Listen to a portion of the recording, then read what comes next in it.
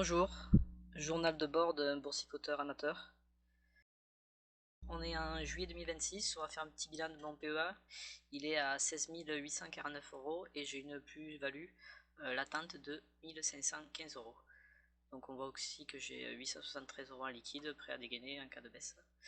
Donc Air Liquide n'a pas bougé, j'ai 11 actions parce que j'en ai une gratuite. Coface, malgré qu'on soit négatif, si on prend en compte le dividende, je reste quand même en positif. Et Silor, j'avais acheté parce que j'avais vu que ça avait drôlement baissé.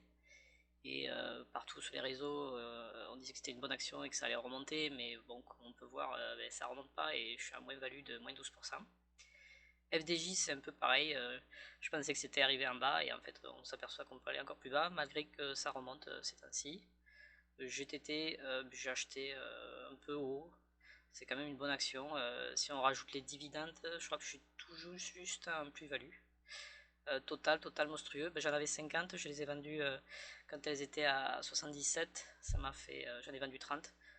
J'ai un peu acté la plus-value parce que c'était assez conséquent et ça devenait une ligne vraiment importante sur mon portefeuille. Donc j'ai vendu et ça m'a permis d'acquérir pas mal d'argent. Maintenant, je fais avec du recul, j'ai vu que bon, je faisais la performance était moins qu'un MSCI Award par exemple. Donc ce que je fais, je muscle plus un peu plus la ligne MSCI Award. Je vais essayer de la faire monter au moins 30 voire 40%.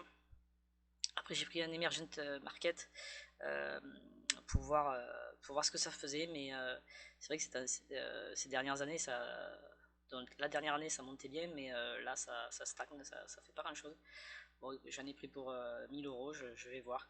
Ça permet d'équilibrer un peu mon portefeuille en prenant des actions autres que celles que j'ai.